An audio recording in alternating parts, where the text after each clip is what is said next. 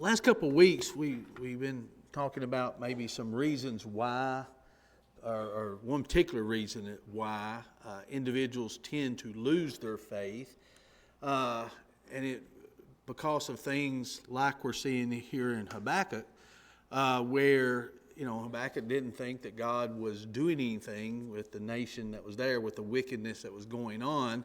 So he was complaining about that. He was disturbed about that. He couldn't understand that. And he was struggling with it, I believe. And then we talked about last week God's answer. And God's answer to that was, okay, what I'm going to do is I'm going to rise up this nation, Babylonians, and I'm going to have them come over and take over. So Habakkuk didn't know what to do. That wasn't the answer that he was expecting.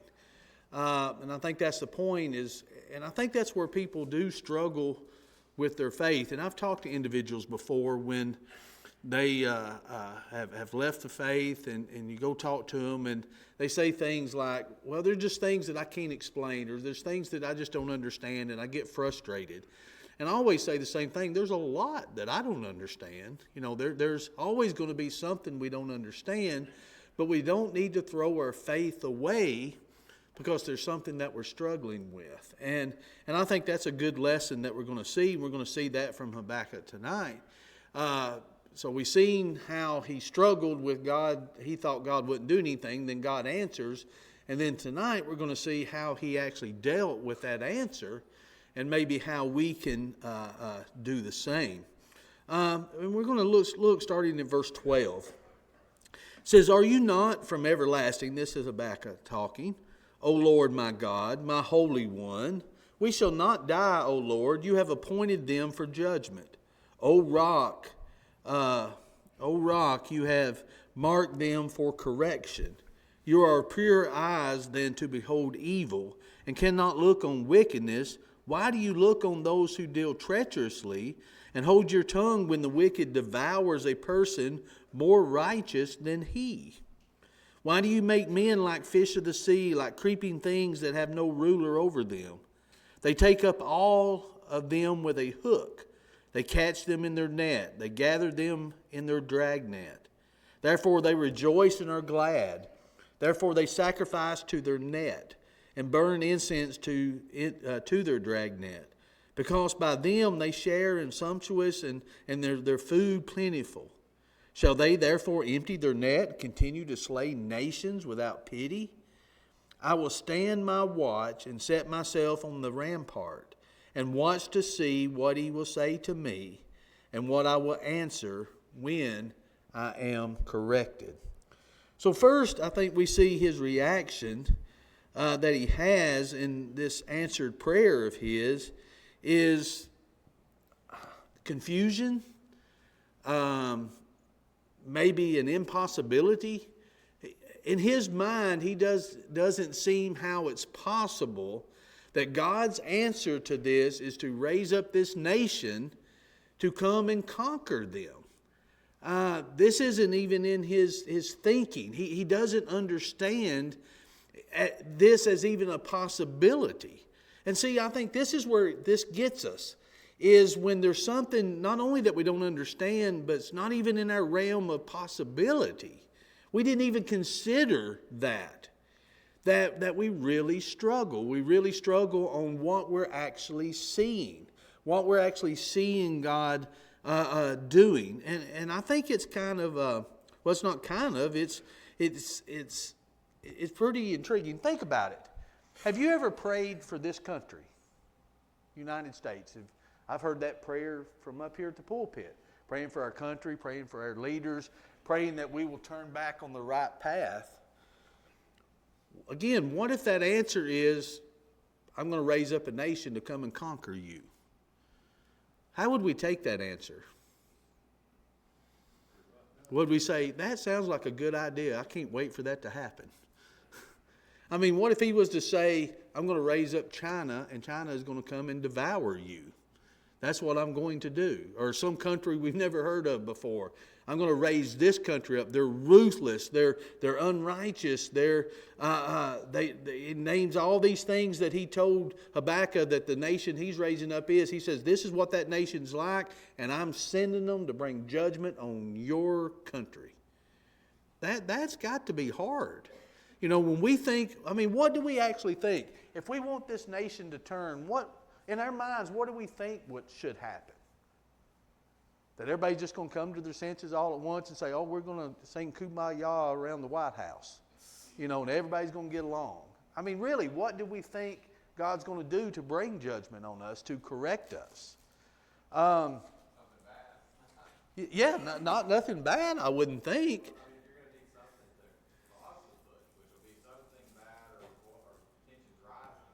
Yeah. I mean, think about it from a parent standpoint, or when you was a kid. Do you ever want your parents to get into the middle of a dispute that you're having with your siblings and correct it? Do they ever correct it the way you think it ought to go? You know, you go to your parents, you know, my sister or my brother, they're not sharing this toy. We're not playing with this toy right. We're not, you know, they're not doing that right. And what's the parents say? Okay, I'm taking the toy away from you. Both of you go to your rooms. Is that what you wanted to happen? What did we want to happen? We wanted our parents to take the toy away from their sibling and give to us and say, let them play with it. Parents should use Solomon judgment with the 2 moms and the baby and cut it in half. Yeah. Yeah, I mean, you know, it's just what you, or it could be how I used to do when my kids would come to me. A lot of times I didn't want justice. I wanted quiet. So as long as I could get quiet, that's what I want. I don't need you explaining to me what happened. I don't need to, you know, here's a Kleenex, clean up the blood. I just want quiet. That's what we want sometimes. But here, you know, Habakkuk is not getting the answer. God's saying, here's how this is going to be corrected. You think I wasn't working? I was always working. This was always the plan. You know, I had someone say to me just yesterday, they were talking about some situations. They were talking about sin. And they said, you know, if we'd never, you know, sinned from the beginning of the garden, this world would be a different place. And I said, yeah, it would. It would be a different place. And I said, but God always knew that, and He's always planned. They said, no, God didn't know that. It happened in the garden, so God made a way for it after that. And I said, what do you mean God didn't know it? There's nothing we can tell God that He doesn't know. God doesn't learn anything from us. God, as the Bible says, God provided a way for us before He ever created us. So it's not like sin popped up in the garden. God was like, well, I didn't know that was going to happen. God has a plan to work things out. Now, we did classes on this. Is everything, can we say, well, that was God's purpose? God can use whatever He needs to use, and here He can use unrighteous people to do righteous things, but that's not what Habakkuk thought.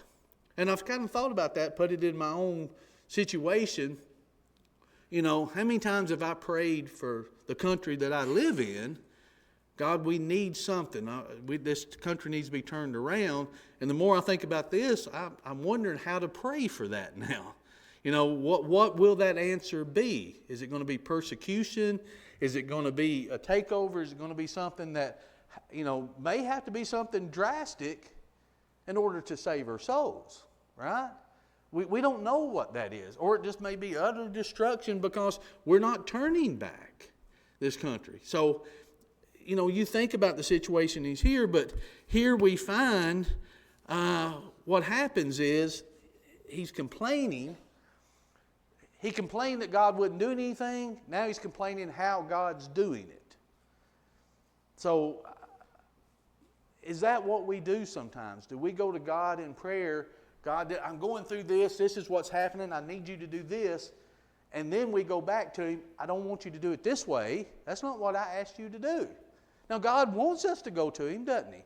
He wants us to express His will. I guess what we need to ask ourselves, is there a line we shouldn't cross when we go to God? Does Habakkuk here show us that line of, I can question God, I can even complain to God. I think He wants my complaints of things that I'm dealing with because He knows what I'm dealing with. He needs me or wants me to know that I need Him with the things that I'm going through. But can I take that too far? And I think it almost looks like Habakkuk may do that, but then we see that he doesn't, and we see what he actually does toward the end. But he really complains, and I think sometimes we may take pleasure in complaining. We need to ask ourselves sometimes, is there anything God can do that would satisfy us? I mean, think about that. What would he have to do to satisfy me? Because say we are praying for the same thing, but do we think the results needs to be the same? I may think it needs to be something else than Titus does, or Titus may think it's something else than Mike does, or Jeremy does. So somebody may be unhappy with that. God may be working, and it always is working, and God may do something about this, but it may not be how I want it to, but it might be how Titus, or it may be how Jeremy, but not like us. Because we may not be praying for the same thing. We've got the same problem, but in our minds, we've got a different solution for it. And that's what we're really praying is, we want our parent to settle the dispute, but we want them to give us the toy. And I think that's what happens sometimes. Notice what Jeremiah says. He says, "Righteous are you, O Lord, when I plead with you, yet let me talk with you about your judgments. Why does the way of the wicked prosper? Why are those happy who deal so treacherously?" Now see, is there anything wrong with what Jeremiah says here? He says, let me talk to you about your judgments. Let me talk to you about what I'm seeing. Why does the way of the wicked prosper? Why do those who deal treacherously, why do they seem so happy? He's not understanding this. He's asking God this. Let me talk to you about what I'm seeing. Let me talk to you about what I think you're doing, or I see that you're doing. So this isn't anything new. What we want to make sure is that we're not always complaining and that we're never satisfied. And I think that's what can happen sometimes. I think we act like, quite honestly, sometimes like bratty children. And if we're not getting our way, and what I mean by not our way, we pray to God sometimes selfishly, God, here's the problem, and it's a legitimate problem, but here's how it needs to be fixed. Do it this way, God. And then what happens when he doesn't do it that way? I think a lot of people, as we talked about in this religious deconstruction, because of one event, one situation that we don't understand or we don't like, we throw out all of our faith because of it. Well, I don't want any part of it then. If it's going to be like this, I don't want any part of it. When does the complaining become an ultimatum? I think it's... Explain that. I don't know. Well, I don't know that I can, but I think sometimes when we're praying to God, I think that's what we're doing is giving him an ultimatum. I think not in general, when it's a situation like this, we're wanting it done this way. But and that's a good point, can an ultimatum slip up on us? Is that what we're actually doing and don't realize we're doing it? When our faith suffers because of it. Did we give God an ultimatum and didn't realize that we were? God, here's the problem I'm going through. Why do you let this happen? He does it some way different. I don't like the way it's doing. So I've got a choice to make. Am I going to serve him or not? There's your ultimatum. We put ourselves in that and maybe didn't realize that we did. Hey, Ronald, can you define ultimatum? You do it this way or I'll do this. Like here's what I want you to do. If you don't do it, then that's going to cause me to do something else. Is how I would define it. And I think that's maybe what we do with God sometimes. Is God, do it this way or I'm leaving the faith. Now we may not say it out loud, but I think our actions says that sometimes, And I think, quite honestly, I think it does slip up on us. I think we put ourselves in that ultimatum position and didn't realize that we did. Because here's what happens. Because we have free will, so we're seeing God's answer, we've got to decide, what am I going to do with that answer? Say I don't like the answer. Say I don't like... We're faced with this a lot. Did you notice how the church is set up? Do you think elders make decisions that the whole congregation likes and understands? It's all right. Carl won't get mad. I think he's the only one in here tonight. He won't get mad if you say yes or no, will you?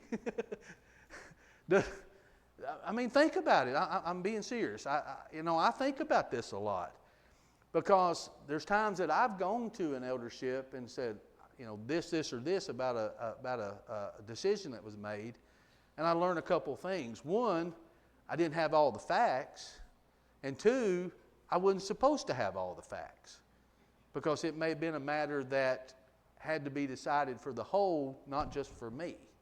And there may be things that had to be decided that wasn't a public nature. So there's things that needs to be done. So here's where the ultimatum comes. What do we do in those situations? Do we trust? Still have faith in them? Still have, you see what I'm saying? I think that's the same thing we do with God sometimes. We may not have, and most of the time we don't, all the information we need to make a rational, justifying, righteous decision. Because we don't have all the facts. We don't see all the big picture, but God does. So one, how can I really question Him? Because He does have it all, right? So, we get in these situations in our faith, in even the everyday aspects of our faith, the praying part, the living part. We get in these situations where, what am I going to do? Am I going to throw my whole faith out because of this? Or am I going to try to understand it? Or can I move past it knowing that maybe I'm not supposed to understand this particular thing? And I think that can happen too. I think, kind of going back to where that line is, you mentioned this a lot, Ronald, about, in a marriage, there's certain things that are just never on the table.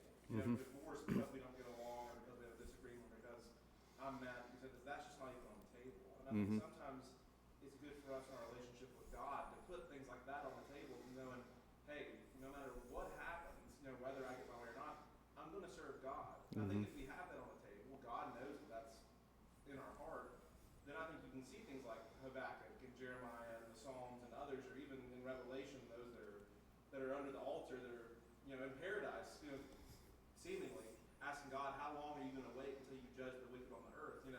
I think as long as there's an understanding that we're not going to forsake God, that's on the table, we have to keep that in mind, of whether it comes to an eldership or God or a marriage.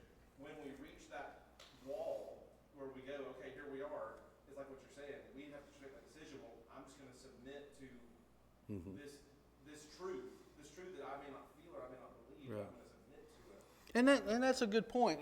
And that's how the best marriages are. Well, I should say relationships in general, is where if we realize I can be honest, I can be open, I can be open with what's going on and know this is not going to happen. So just like with God, my faith is not going to waver, but I'm still going to go to God with my concerns. Would that make that relationship better? Of course it would. On my part anyway, because God's relationship is going to be what it is. I mean, He's going to love me. It's based on the conditions that He's given me. But I don't put myself in these ultimatums to where, okay, I'll follow you if you do this, this, and this. No, I follow Him and trust Him because He's God.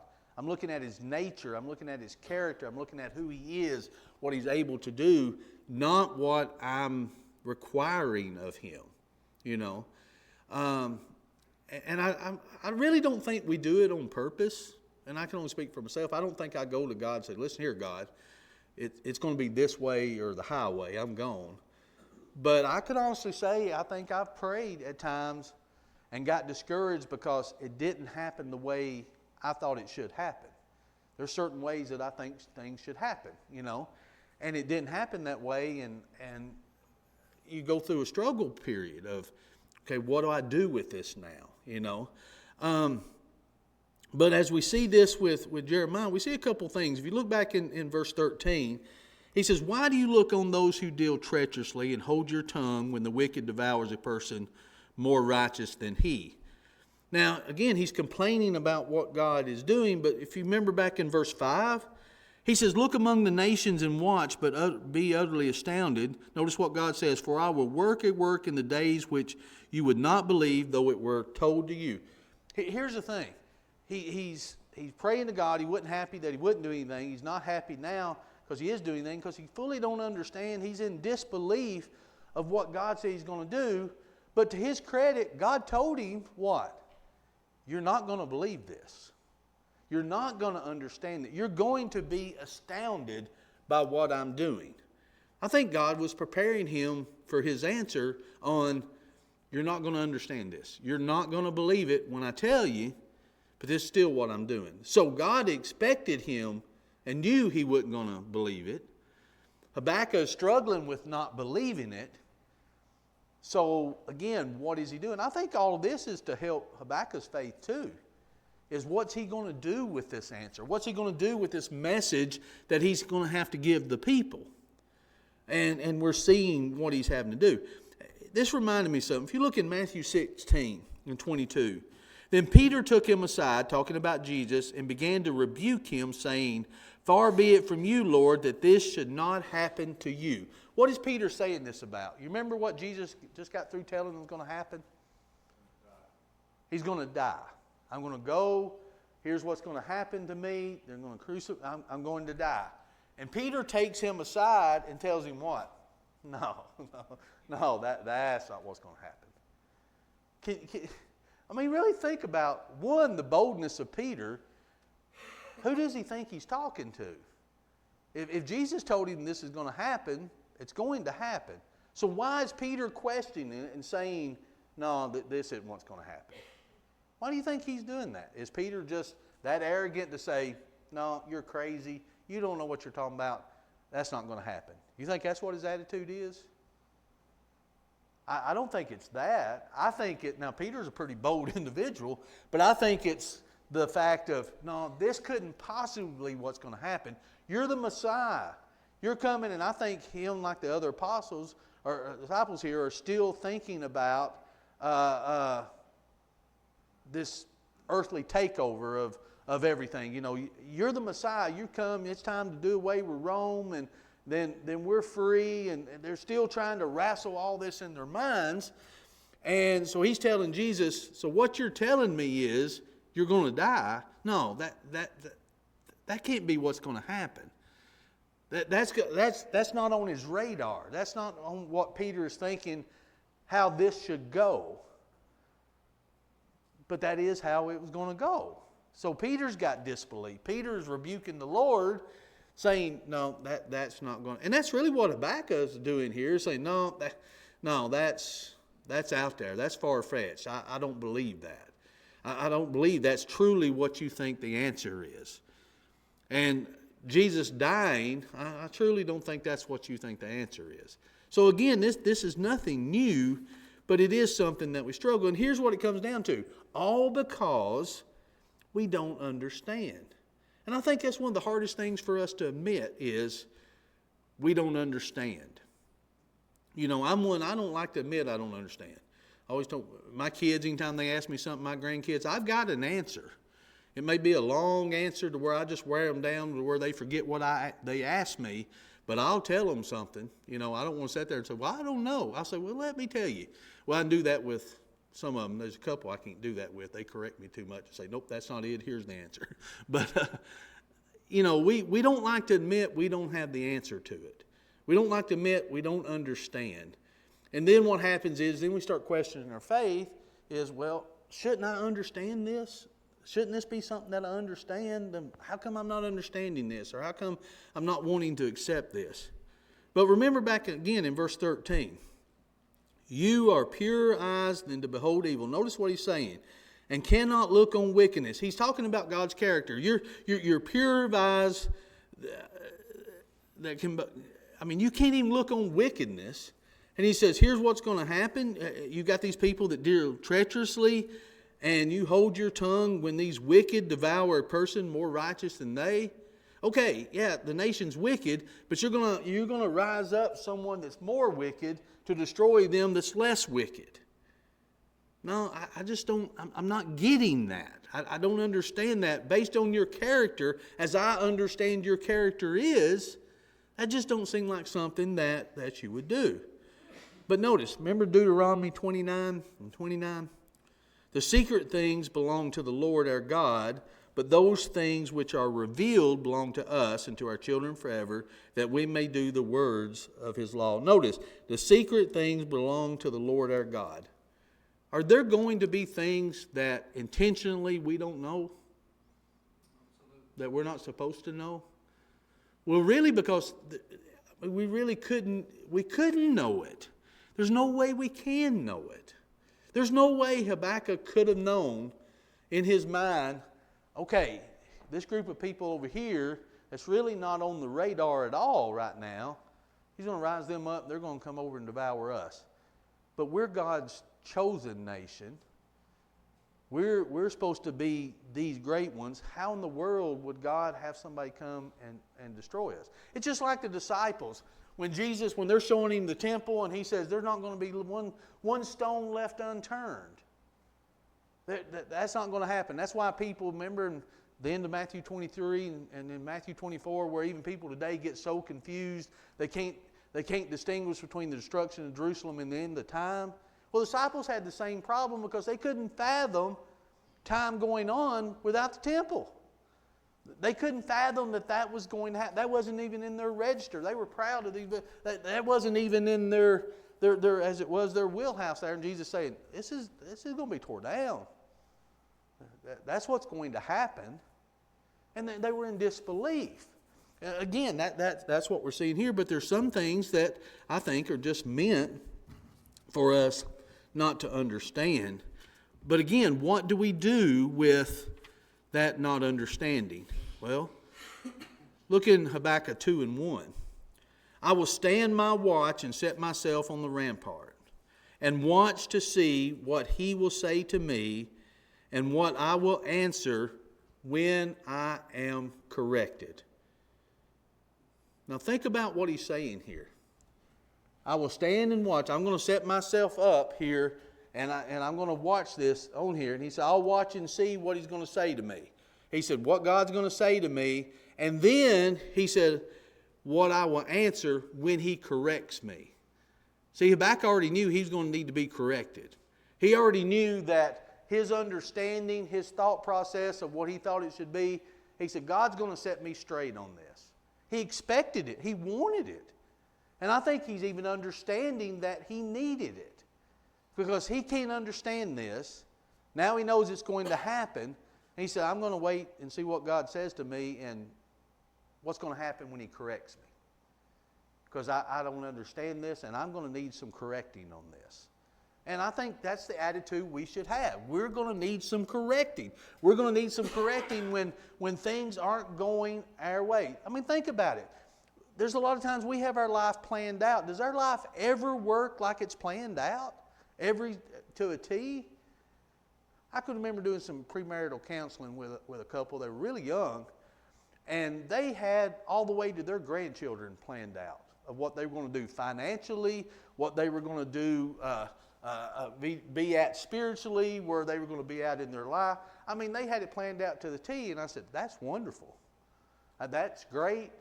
I pray that happens that way for you. But what if it doesn't? What if it doesn't happen that way?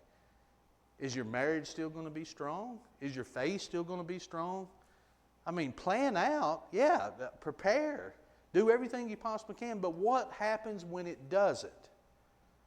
That's when it counts, isn't it? What if your marriage isn't exactly like you pictured in your mind it was going to be? You going to throw your marriage out? What happens if the Christian life wasn't exactly like you thought it should be? You going to throw it out? I mean, think about it. What about all those parents before they had kids said, my kid will never, and then your kid does? What are you going to do? Wish you had never said it? Be careful what you say. You see, everything doesn't work out exactly like it should. You have your whole life planned out and, we're going to do this and we're going to live till we're 100 years old. What happens when it doesn't? See, that's the thing. That's the pivotal moment, is when it especially comes to our faith, when things aren't working out like we think it should, what does that do to us then? Does it make us stronger? Or do we just give up and do we just throw it out? I don't want any part of this. This is awful. It didn't turn out like I thought it should. It's not happening that way. And maybe your life is turning out exactly like you've always planned it. Mine didn't. I'm not saying it turned out bad, but it sort of turned out different in a lot of different ways. There's things that I thought that I would have been doing that I didn't do. You know, my life, my decisions changed, especially when I had kids. You know, things change. You know, I need to be doing this now. I've got more things to worry about, you know. More people depending on me now, so my choices in things need to change. So, you know, it doesn't always turn out the way that it should. But here's the thing, and I don't know that I may have put it on there because I didn't know if we'd get this far. But look in Habakkuk 2 and verse 3. Notice this part. Then the Lord answered me and said, write the vision and make it plain on tablets, that he may run who reads it. For the vision is yet for an appointed time, but at the end it will speak and it will not lie. Though it tarries, wait for it, because it will surely come, it will not tarry. Look at verse 4. Behold the proud, his soul is not upright in him, but the just shall live by his faith. So God is telling him two things here. God is telling him, one, basically, you put this on a billboard. You put what I'm telling you on a billboard. You let everybody see it who goes by. Everybody needs to see and know what's going to happen. And how they receive that is going to really determine how they are. If they're proud and trust in themselves, they're not going to receive this well. But if they're living by faith, notice, behold the proud, his soul is not upright in him, but the just shall live by his faith. So, is my faith based on God and who he is, or based on the answers I get from God? Because there's a big difference in that, isn't there? If my faith is only based on answers that I get, and if I get them like I like them, is my faith really what it is? Do I trust in God or do I trust in myself? Am I trusting in myself that I know what's best? Am I too proud to admit I don't know what the best thing is? And God, if you say this is it, then this is the best thing, even if it may be hard on me.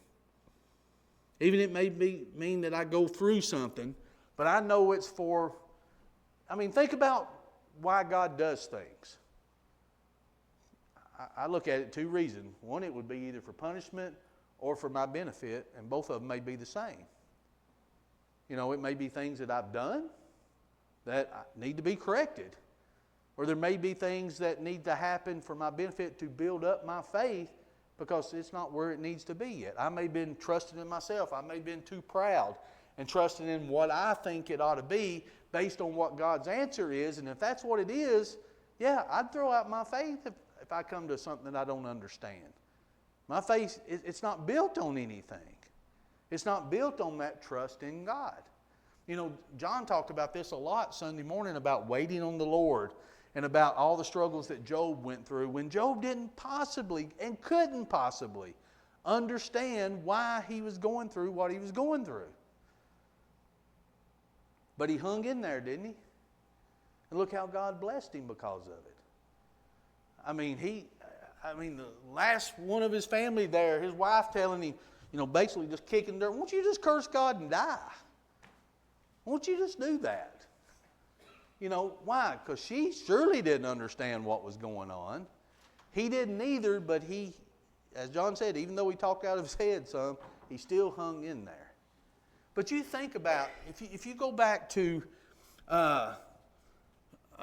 just look in Romans. Let's look at a few verses. I think I put them up. For in the righteous, notice what Paul said, for in the righteous of God is revealed from faith to faith, as it is written, the just shall live by faith. You think he got that from here in Habakkuk? Notice what he's saying. For in it, the righteousness of God is revealed. He's seeing the righteousness of God here, isn't he? As it is written, the just shall live by faith. Notice also in Galatians what else Paul said. But that no one is justified by the law in the sight of God is evident, for the just shall live by faith, he says. Did I put another one up there? think I did. Yeah, put Hebrews. Yeah, 10:38. Now the just shall live by faith, but if anyone draws back, my soul has no pleasure in him. Notice, if anyone draws back, am I going to throw my faith away? You can go to Hebrews 11, and I like how it ends here, and sometimes we don't tie them in together. You look at the end of Hebrews 10, of all that these individuals went through, and it talks about how if you draw back, you live by faith, but if you draw back, he has no pleasure in them. Then you go to Hebrews 11, look at Noah. Noah built an ark based on what? Faith. God said it's going to rain. Had Noah seen it do that before like that? No. He didn't understand everything about it, but God told him. Take Abraham in Hebrews 11. Abraham, leave your country, go into a far country that you don't know. Did he know everything about what was going to happen? He went on faith. And then God told him, here's the son that you're going to have. Oh, they laughed. That didn't seem like a possibility, but he had Isaac, and then he tells him to sacrifice him. Does that make any sense? Again, does it make any sense that the walls of Jericho is going to come down, and here's how they're going to come down? That doesn't make any sense. Peter walking on the water. Remember, did I put that up there, what he told Peter? Did I get that far? Matthew? Well, it's Mark 14, I think, and then, or Matthew, I can't remember now. But when Peter started to sink, what did Jesus tell him? O ye of little faith. It wasn't that he didn't have faith. Peter did something that seemed like an impossibility, and he got scared in the middle of it. Because he got to thinking and reasoning in his mind with all the storm and waves raging around him. I shouldn't be doing this. This shouldn't be possible. So again and again we see where God, and you know, you sometimes wonder, does God do these things on purpose to show us that He is God? You know, I can do far abundantly more than you can ask or think according to the power that's in you. Paul said in Romans 1:16, the power is God's Word. So as long as I stay true to God's Word and I trust in God's Word, that's where that power comes from. And I realize God can do exceedingly above more than I can ask or think. So when He does something more than I can think or that I don't understand, He's God. I'm the clay, He's the potter. He can do that, can't He? You know, why do you think when Elijah was going up against all the prophets of Baal, it wasn't just the sacrifice, it wasn't just burning up those things. They poured water on it, put trenches where water was running out of the trenches. He consumed it all. Why? To prove that He was God. He did far beyond what they even thought was possible. I mean, just think about over and over again the things that God has done. That individuals didn't understand it, but it's about trusting who God is. Isn't that what faith is? Faith is the substance of things hoped for and the evidence of things not seen. It's not blind faith. It's based on the evidence and the reasoning that we have about who God is. I don't have to understand everything He does. I just have to know He's God and that I'm His creation. I'm created in His image. If I'm serving Him, it's all going to be all right in the end. That's what we're looking for anyway, isn't it? So when we talk about, put it in terms of don't throw away your faith, you know, what are we going to do with God's answers when He answers? Don't let it be based on what the answer is. Let it be based on who God is. And then, actually, does it matter what the answer is? I mean, does it really matter how He does it? Now, it may seem like it because physically it may hurt some of it. But He's God. We may have to hurt a little for our benefit or someone else's benefit. He doesn't promise us that we're going to go through this life and everything's going to be great. But He promises He'll never leave us or forsake us, no matter what we're going through, as long as we're serving Him. So what more can we ask for? You know, who can we fear? If God's for us, who can be against us, right? You think, well, I tell you, whoever God raises up against us. But are they really against us? What is it really about? It's about our betterment, isn't it? It's about this is what's going to need to happen to do it. And I tell you, growing up, for me to be corrected, there's times I needed a whooping. A talking to wouldn't do it. A whooping would do it, right? So the answer for me to correct what I want my parents to do, just send me to my room. You know, if you just ground me to my room, oh, I'd really hate that, you know. No, I wouldn't have. But a whooping is what I would have not liked, but that's what I needed. So here's what we're seeing. God is doing something. God did answer. He didn't fully understand what the answer is, but he says, here's what I'm going to do. I'm going to wait for him to correct me when I'm wrong because of my understanding, but I'm still going to trust him. And I hope that's what we do when we're faced with these challenges.